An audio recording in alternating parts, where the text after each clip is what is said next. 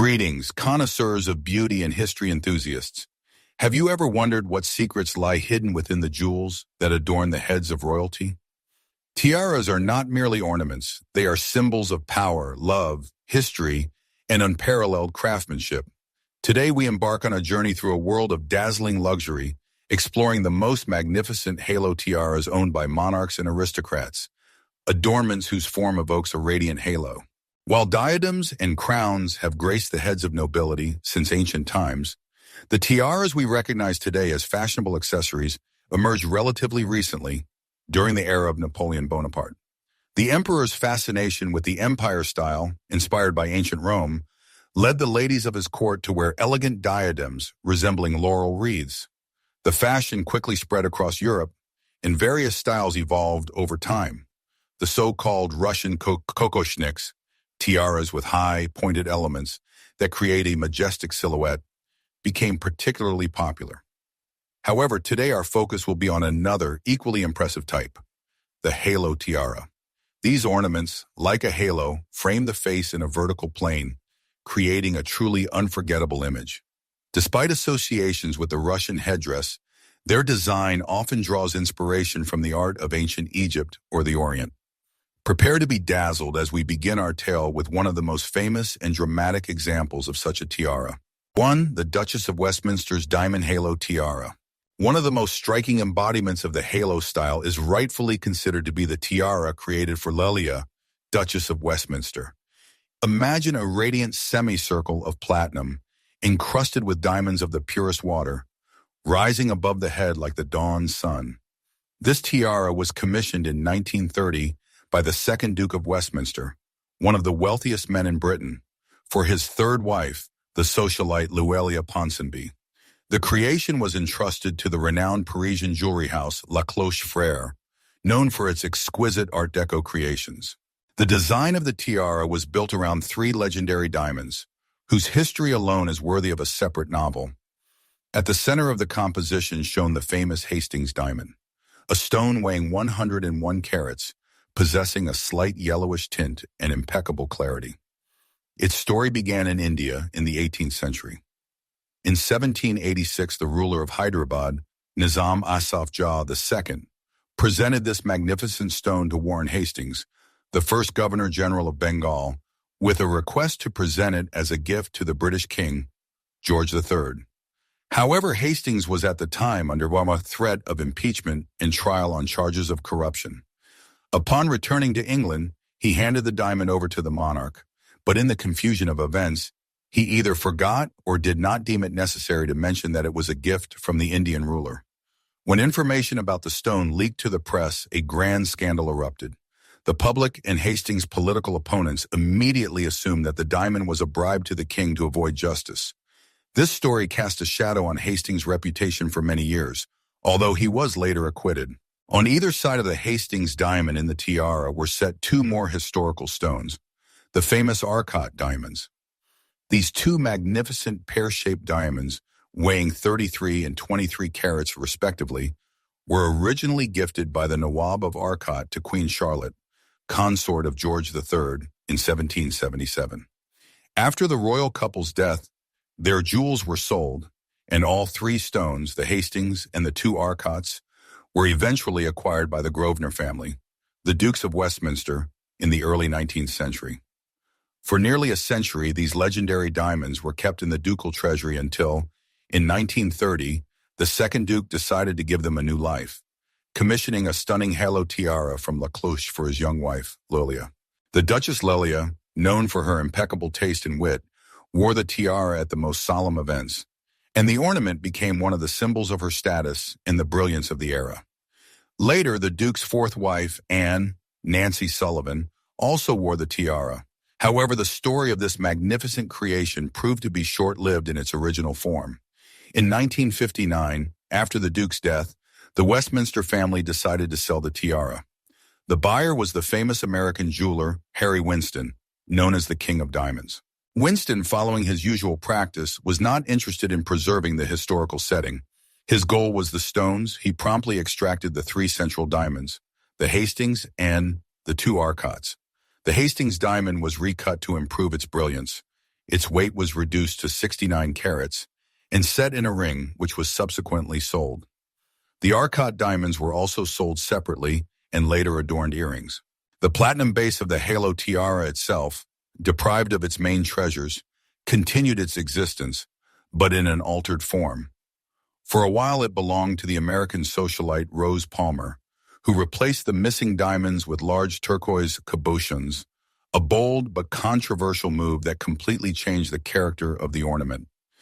Later, the tiara was reworked again, filling the empty spaces with smaller diamonds, trying to restore some of its former brilliance. But the shadow of the lost legendary stones remained with it forever. The story of the Westminster tiara is a drama of loss and transformation, a reminder that even the most magnificent jewelry creations can be disassembled, and their legendary components scattered around the world. But while some masterpieces change their appearance, others, inspired by different cultures, retain their integrity and continue to delight. Let us move from aristocratic England to the world of Oriental luxury and turn to the tiara created for the wife of one of the most influential spiritual leaders of the 20th century. 2. The Begum Aga Khan's Lotus Tiara. A completely different mood and aesthetic is embodied by the elegant halo tiara belonging to Begum Habibe Aga Khan, the fourth and last wife of Sultan Muhammad Shah, Aga Khan III, the spiritual leader of the Nizari Ismailis. This tiara, known as the Lotus, was created in 1934, presumably by the jewelry house Cartier, although the exact authorship is sometimes disputed.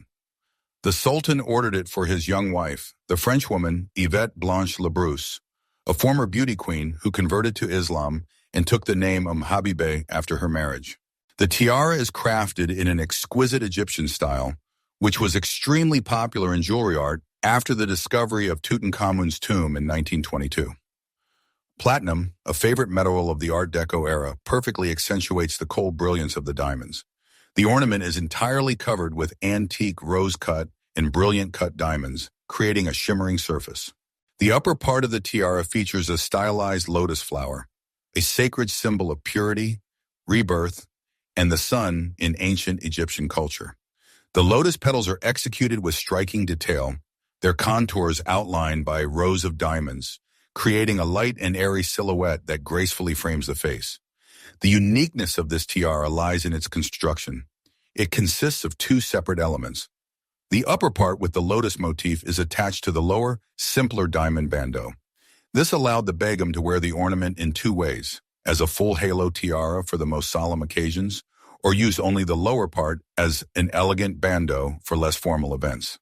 Such transformability was a characteristic feature of many jewelry pieces of that time, reflecting the desire for practicality even in the world of high fashion. Begum Aga Khan, known for her elegance and grace, often appeared in this tiara at social events and official receptions. Photographs captured her in this ornament, which perfectly complemented her refined beauty and high status. The lotus tiara remained in her personal collection throughout her life. After her death in 2000, the fate of the tiara was not widely publicized. It was probably inherited by descendants or sold into a private collection, remaining hidden from the public. The lotus tiara is an example of how ancient symbols can be reinterpreted in modern design, creating an ornament full of grace and hidden meaning. Its Egyptian motifs echo another, even more grandiose work of jewelry art created for a real Queen of Egypt. Prepare to see one of the most dazzling creations of Van Cleef & Arpels. 3. Queen Nasli's Egyptian Halo Tiara by Van Cleef & Arpels.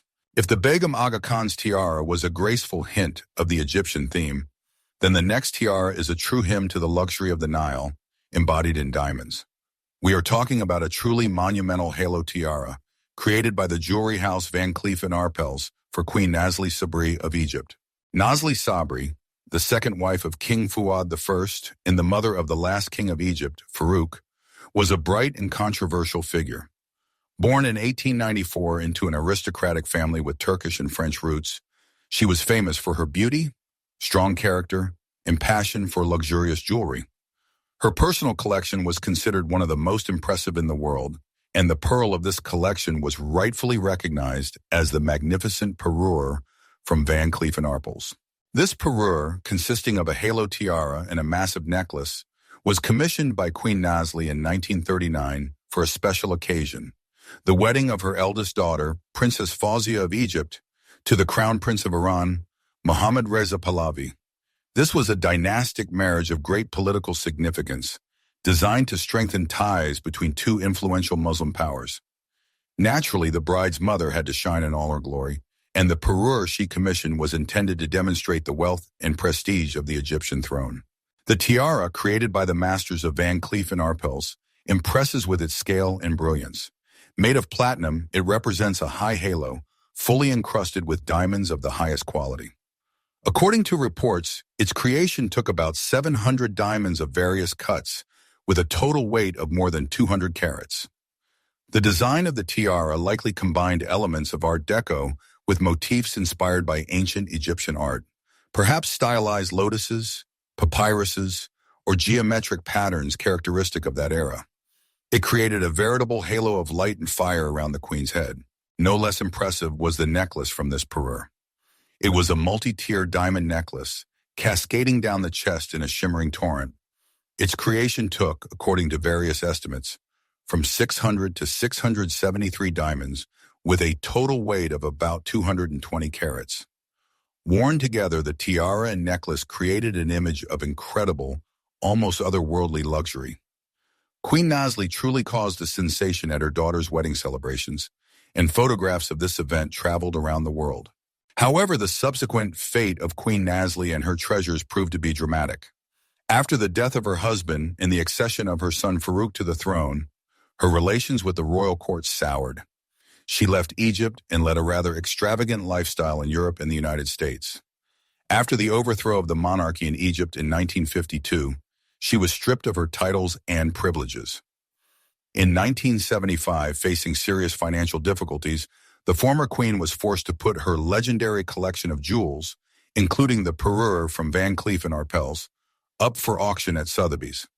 The tiara and necklace were sold for a significant sum, but their subsequent fate is unknown.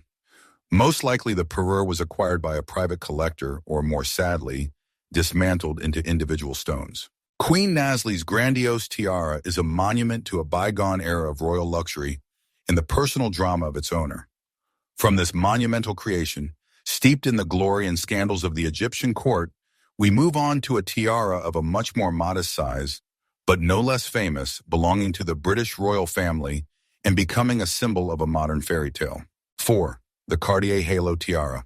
Among the halos of royal treasuries, there is one that may have been seen by millions of people around the world on one of the most memorable days of the 21st century. This is the graceful and elegant Cartier Halo Tiara, also known as the Cartier Halo Scroll Tiara. Although it is significantly smaller in size than the monumental creations we talked about earlier, its history and connection with several generations of British royals make it truly special. This charming tiara was created by the famous jewelry house Cartier in London in 1936. The customer was Prince Albert, Duke of York, the future King George VI, who purchased it for his wife Elizabeth, Duchess of York, the future Queen Mother. Ironically, the purchase took place just 3 weeks before Albert's older brother, King Edward VIII, abdicated the throne, and the Duke of York unexpectedly became king. Thus, the tiara purchased for the Duchess soon became the tiara of the Queen Consort. The design of the Cartier halo is the quintessence of the Art Deco style of the late 1930s. Made of platinum, it is a delicate band decorated with a geometric pattern of stylized scrolls and palmettes. The surface of the tiara is completely covered with diamonds. According to official data, it is encrusted with 739 classic-cut diamonds and 149 baguette-cut diamonds. Unlike high Kokoshniks or massive halos, this tiara creates a more subtle, almost ethereal halo above the head, justifying its name halo. Queen Elizabeth, the Queen Mother, wore this tiara only a few times in the early years of her reign. In 1944, she gave it to her eldest daughter, Princess Elizabeth, the future Queen Elizabeth II, on her 18th birthday. However, the future queen herself seems to have never appeared in it in public. Instead, the tiara became a favorite of her younger sister, Princess Margaret. Bright and fashionable Margaret often chose the Cartier halo for solemn events in the 1950s and 1960s, and the tiara became firmly associated with her image. Later, the tiara was also lent to Princess Anne, the only daughter of Queen Elizabeth II. But the Cartier Halo tiara gained true worldwide fame on April 29, 2011. On this day, Kate Middleton wore it to her wedding to Prince William, Duke of Cambridge. The choice of this tiara, lent to the bride by Queen Elizabeth II herself, was perceived as a symbolic gesture, connecting the new member of the royal family with the history of the dynasty.